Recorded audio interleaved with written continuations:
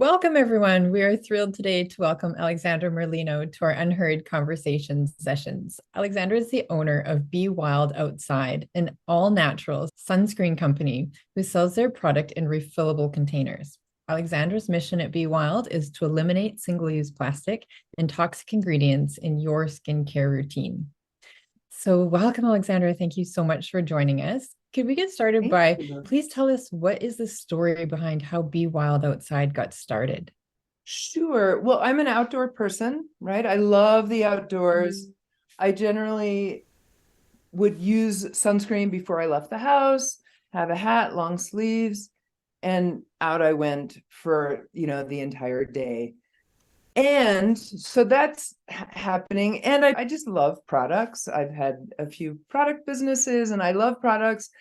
And sunscreen was interesting because there was this whole movement towards reef-safe, which has to do with chemical versus mineral sunscreens. Reef-safe, but all of these reef-safe containers or reef-safe sunscreen formulas were sold in single-use plastic containers.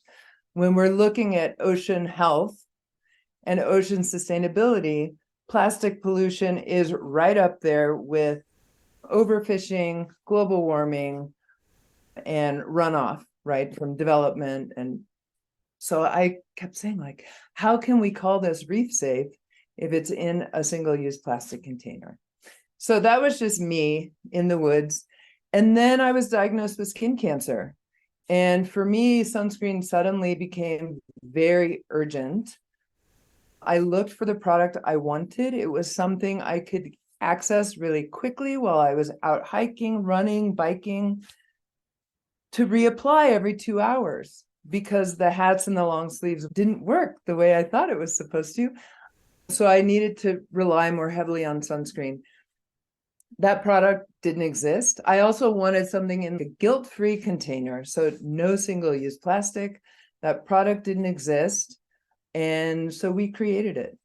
Thank you. That's awesome. That's wonderful to hear that you looked for a need in the world and you created a product to fill that need. That's a wonderful example of a business that is going beyond just trying to make money. Can you tell us a bit more about the product itself? We did a lot of research. There is a ton of greenwashing out there with sunscreen, and you'll see most brands now have a mineral sunscreen. But if you look at the ingredients, there's some other questionable chemical ingredients in that formula. So we did a ton of research on ingredients. One of my partners can just do these deep dives in researching these types of things. I'm more quick. She really does deep dives. So we had a list of things that were not going to be in our formula. And then we started talking to formulators. So it was challenging. We wanted to create the impossible formula, which is non-greasy, lightweight, water resistant, doesn't leave a white cast, mineral, great for you and the environment. That was a heavy lift. So we just went from formulator to formulator to formulator until we found the right match. We found formulas that were great, but it left a white cast or was too heavy. And so we finally found that match. My question was whether or not it was actually waterproof, because I saw the scuba diver on the website, but I didn't know whether it was actually underwater for underwater use or in water use. I'm a swimmer and I like to swim in the ocean. And so that was very interesting to me. You said something about formulators. So there are people out there you go to formulate things for you. That's really interesting. It's kind of interesting when you think about your supply chain, if you will. Tell us about that. A challenge for us, we're packaging designers. I mean, we came to this project as packaging designers. I'm not from the beauty space.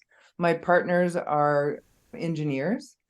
And if you wanted to start a sunscreen, you would find a formulator, a partner who created your formula, and you'd put it in a tube or a container off the shelf. So you'd really be investing your resources in creating a proprietary formula, if you wanted to go that way, or just one out of a formulator's catalog of existing formulas. We are creating 3 products, right? 3, we're doing the formula, and ours is proprietary.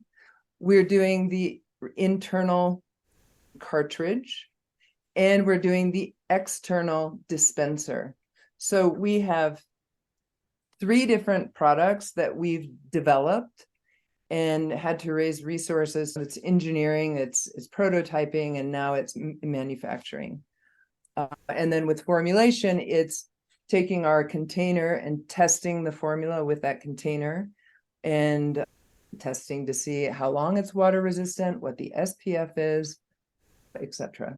When you explain that there's actually not necessarily a cottage industry, but there's an industry out there where you go to a formulator to say, I need this or I need these things. That's interesting. We talk a lot about how the value chain of a company is something that's very important, that everyone communicates up and down that chain. And that's going to become even more and more important in the future. It sounds like it's not an easy process that goes quick. So can you tell us about the amount of time that's been invested in this and what are the main challenges? So lots of challenges, lots and lots of challenges. We've taken 2 years to do R&D, right? And that's R&D around what kind of sun care formula we wanted. Did we want a lotion? Did we want a stick? Those were our spray was not an option for us. And then just what were people's experiences with sunscreen? So really understanding how people that spend a lot of time outdoors, their habits around sunscreen and kind of what they're hoping to change. We did that. And then it took us a year to develop the design of our dispenser, which we really fell in love with. But then we're like, wait, how is our internal cartridge going to work with this? And so that itself took another year. So these things are layering on each other, right? But originally we had an aluminum tube that was the refill cartridge, but the evacuation rate was like 80%, which meant you only got 80% of the formula out of that. So we switched it to an aluminum bottle, and now we're up to 98%. And our little bottle only holds 0.5 ounces because it's made specifically for that person that's outdoors and needs to reapply. So we wanted to optimize this package. So that took another 6 months. So now we're final prototype, final formula, and we're ready to go into production, and that will take 8 months. So you had a very successful Kickstarter campaign. Can you talk to us a little bit about that? Yeah, we wanted to, I think as an entrepreneur, it's, you can just keep waiting and perfecting and tweaking. And we just wanted to hit the start button. And this Kickstarter campaign allowed us to, as Seth Godin would say, like ship it, put it out there. So that's what we did. On September 26th, we launched a very modest goal of $10,000. We did not use an agency. We're a small team of 3. So we did all of this ourselves, and we're really happy. We raised $16,400. And I think it's just a way to test how many people on our mailing list respond. It's just a way to start testing and talking, and now we're a part of the community. I mean, we don't have a physical product yet, but we can be part of the conversation now. So we will move to Indiegogo in demand, and we'll sit there trying to pre-sell our product until we ship, which should be next July. You answered one of my questions about what was it about this being a new product in the category, why, there's similar products out there. You pretty much answered that, but my question before this was the survey. I took the survey, And I noticed it looked closely at the factors that anybody coming in there, what are their factors in buying sunscreen? And I'm going, oh my God, I got to really think about this. Do you use it to validate your own research? Are you actually still thinking about improving the product?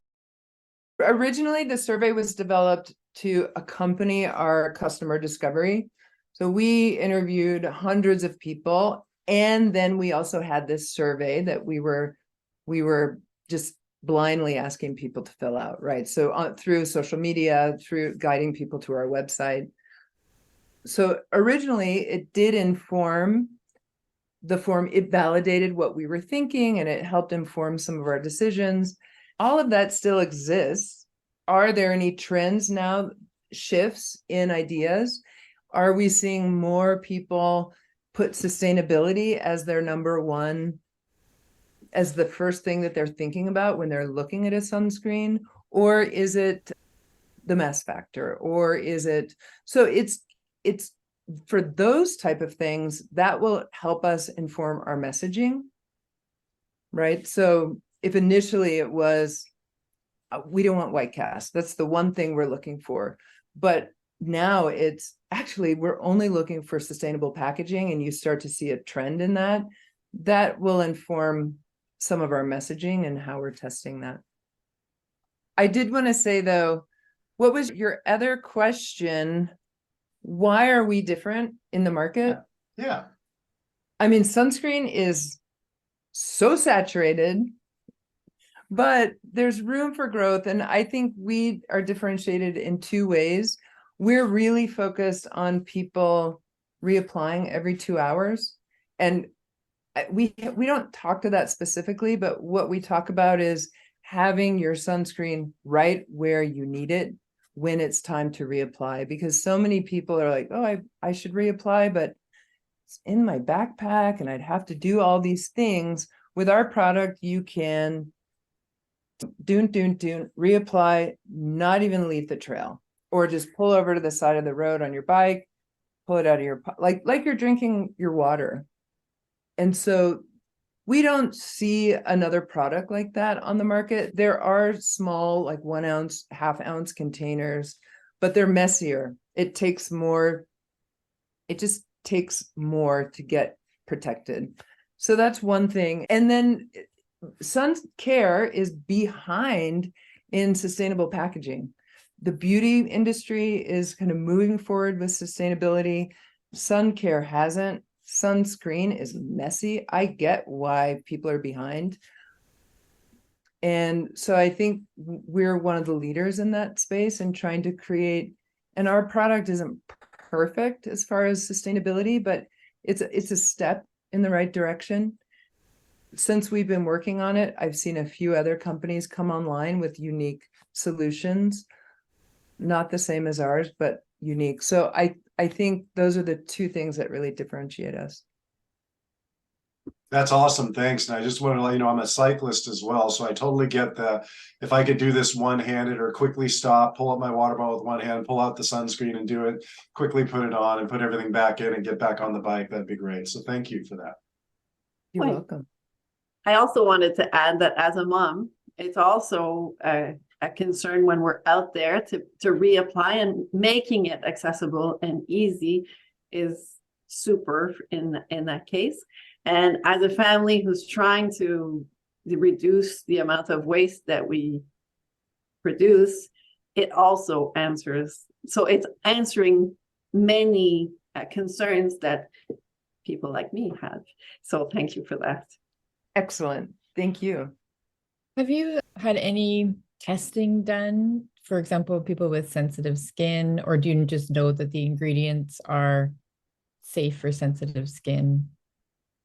At this point, we've loosely tested our formula with people. Our formula itself hasn't gone through the rigorous testing, the compatibility testing that we need.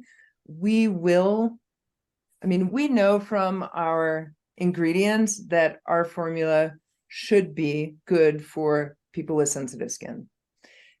And these ingredients aren't unique to sunscreen. They've been used in other formulas. So we're pretty confident with that.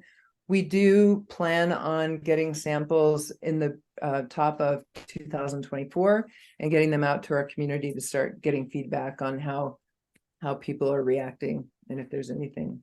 That's awesome. I love how you've thought of all the things that people might think are objections or problems. It sounds like you've thought through a lot of them. I also really liked how you said that your company's not perfect, but you're trying. That's something we're trying to really get across to companies, that you don't have to wait until you're perfect to start. Just get started. And as you grow, you'll figure things out. What would have been some of the biggest obstacles you found so far? I think the formulation was more than we thought it would be. So just the litigious nature of an over-the-counter, just the hoops that brands have to jump through with the testing, and that was something that we, because we're not from the sun care industry, we were shocked. I've had 2 businesses where we were doing small runs. It's less risky. Our MOQs for this product are pretty high, and that's a lot of money we're self-funded at this point. And so that risk creates stress. Let's just put it that way. So there are a lot of obstacles, but they're all good. Can you talk to us a little bit more about the importance for you to self-fund this? Why make that decision? We do need to look for capital at this point, but we want to own most of our company, right? I think that's the main thing, was how far can we get this? How is our product? So our product is patent pending. We have our formula nailed down. How far can we get this without taking outside investors? And if we could do this through a crowdfunding situation, we would have done that. I think it's very challenging with a personal care product on a crowdfunding campaign. That's the main thing. And, dealing with investors is an added layer of complication. And it's not easy. And we're not going to be 100x company. We're not even talking about wanting to or doing that. Thank you for that. Well, I have a quick follow-up for you, is that you've got a pretty long runway, and you've done a really good job of saying, okay, well, we need to get this done, this done, this done. And it looks like you've learned a lot along the way. Who's really helped you? And the other question is your distribution strategy. I probably should ask that. How do you see this being sold?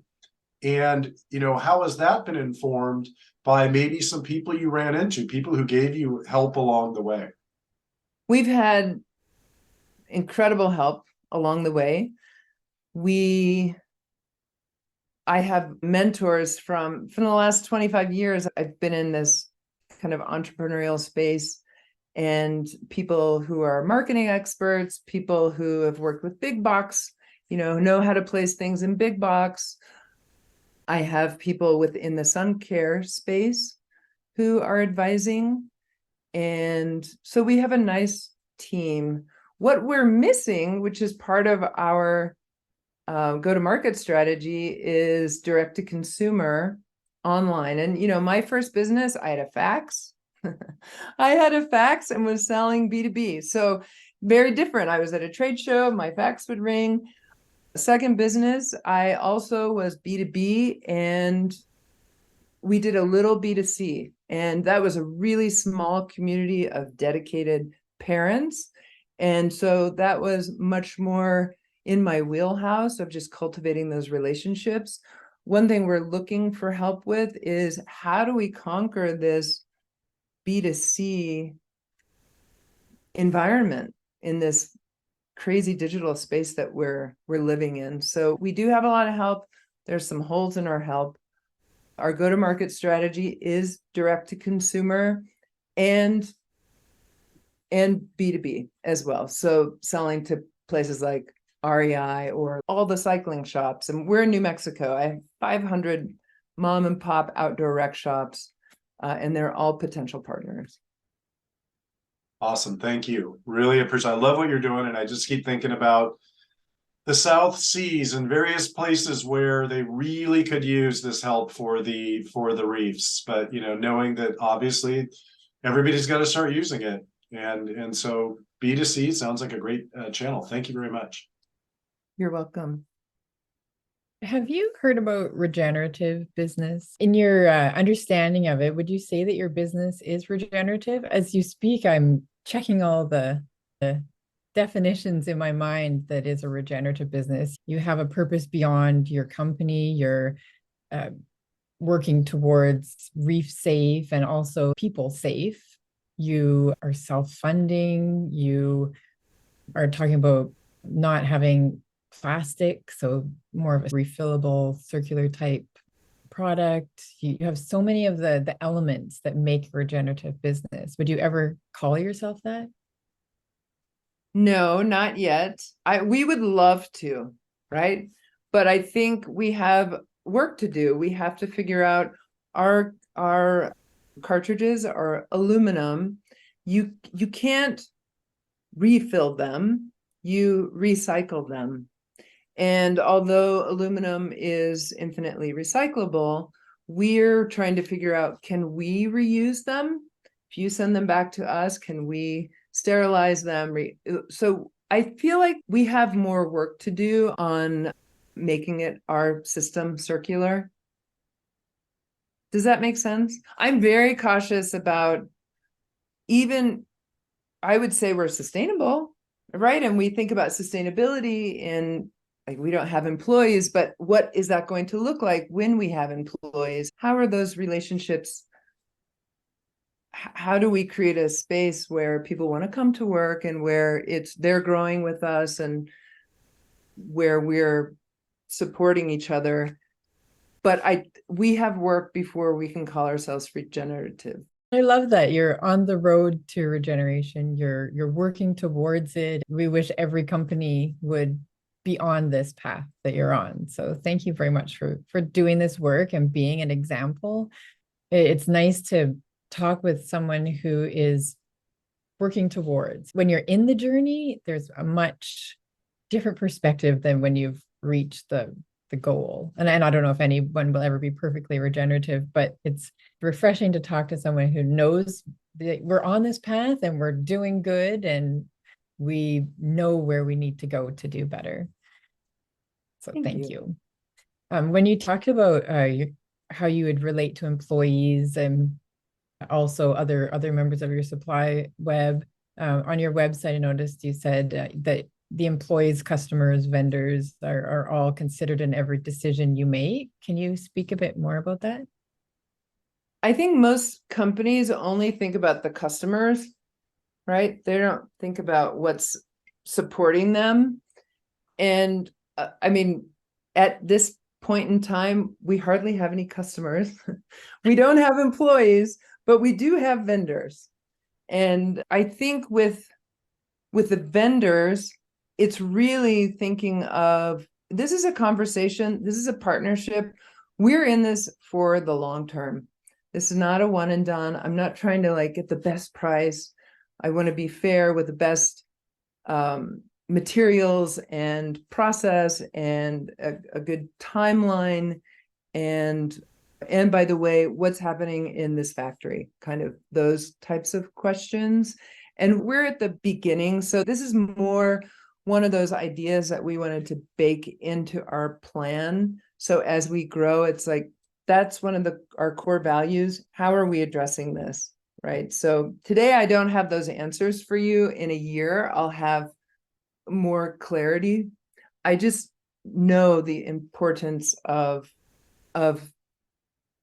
keeping everyone in the chain engaged, listening, communicating, and I think that will help us build a sustainable business. Hey, question for you. Where the name Be Wild Outside? I could take a guess. How did you come up with that idea? And how does that influence your vision of success and where you want to go with the product? You can tell us about that. Well, so B-E-E. So we're my two partners and we are outdoor enthusiasts. And we love everything nature, and not only moving our bodies in nature, but just witnessing nature. And I think that's why we chose BEE, was just really like, we're thinking about the outdoors, about our impact on the outdoors, about how the outdoors feed us, and that we don't want to take away. We want to at least leave neutrally, but possibly give back. And then we also talked about just this idea of how we felt when we were outside, which was this kind of wild. It was tough. Choosing a name is tough. And then, of course, afterwards, you're like, is that the right name? What are people going to think? So no, we like it.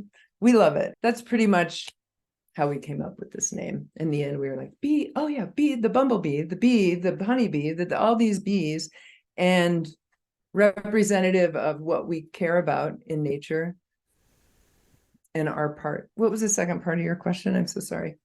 It was just, what does success look like for you? I mean, how do you define that? That's a really tough question. I think most companies would say sales.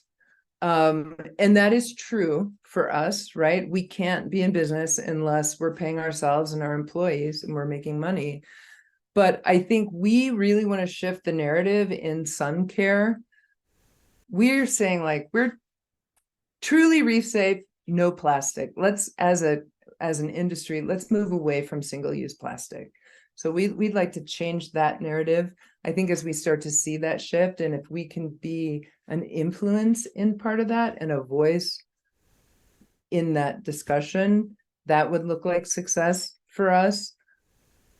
I want customers to understand that their vote, their dollar matters, and that paying an extra buck or two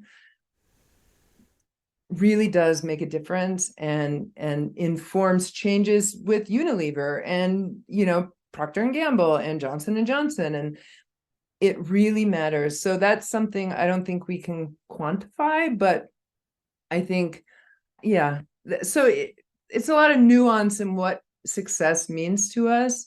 I think it's more about what's happening in the industry and the space, and that we're part of moving change forward is really important to us. Awesome. Thanks. So it sounds like you've been an entrepreneur for a long time. If you had any advice to give to people starting out in a value-driven type business, what would be that advice? Bake your values into your business plan and all your planning, including your financial models.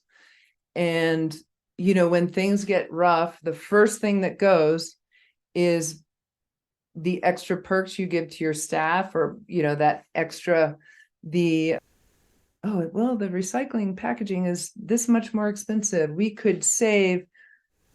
So if you have that baked into your essence, it's harder to start to cut those corners. And we're not a benefit corporation, but my intention is we are going to move towards benefit corporation, and we will also move towards B Corp. But if you start as a benefit corporation and you have stakeholders, investors, that whole idea of sustainability is in your documentation, right? So you're now no longer focusing on making more money, that's your only goal as a business. No, my goal is investing in community, making money, and these other things, but I can't sacrifice this for the money. Well said. Thank you for that. You're welcome. So if you had a magic wand and you could ask for one thing that would help your business, what would it be? I'd ask for an investor who was from the consumer packaging goods space, I'm getting really granular, that loved being outdoors, like was a cyclist, a rock climber, whatever. They loved it. They just loved being outdoors, and had recently kind of discovered that oh yeah, I want to move towards sustainability, right? So they have the knowledge that we need, they have the financial resources that we need, and they have the same vision for the future and also the stewardship for the outdoors. That person's out there. Yes. Yes, and I hope you find them, or Thanks. I'll let you know. them maybe. Them. Speaking of that, what's next? What's next for you? You mentioned a little bit at the beginning. Tell us again what's next for Be Wild Outside. So outward facing, we're going to transition to an Indiegogo in-demand campaign where people can pre-purchase our products. That will be up in about a week. Behind the scenes, we're moving into manufacturing, testing our formulas, and looking for that magic wand, that investor. And we're introducing a countertop version of our product that will come in an aluminum container. And that's about it. That's it for now. Getting ready for our launch. Exciting times. Yeah. Yes, it is. Good times. Well, we wish you all the luck with this. We really are excited to see your product in the market, and definitely you have a customer in me. Thank you. I will definitely. This is something that I look for. I have super sensitive skin, and most sunscreens just make my eczema so much worse. So I'm looking for a good natural that doesn't make me look like a ghost. You know, you're checking all of my boxes. So very Well, excited. and as soon as we have samples, I'll get you one. Wonderful, I thank you. Me too. Thank you. I'll send you all samples. I wanted to address something before we go. I think there's an idea of Be Wild Outside is this sunscreen, right? It's essential for people who go outside. It's a national, global brand, but we're based in Santa Fe, New Mexico. And I just wanted to talk about how that's important to us. Do you mind? No, please. Poor New Mexico is kind of on the low list of so many things. Outdoor recreation and public lands. 47% of our state are public lands. And we have a very dynamic outdoor recreation community. We have a government agency that's outdoor recreation. And I am so excited to just be in community with these people and work at a community level to preserve and protect and just have a dialogue about why that's important, our public lands. Anyway, I just wanted to share that and how we've been my partners live in Los Angeles. We've been talking about how we stay rooted locally, even though we're an online business and we're not a brick and mortar. How do we do that? So I feel like by saying this out loud here, it's helping me. So thank you. It's also helping us because I think there's a lot of people out there with this challenge of wanting to have that locality grounded in place, but also having this virtual global space that we operate in. So, good point.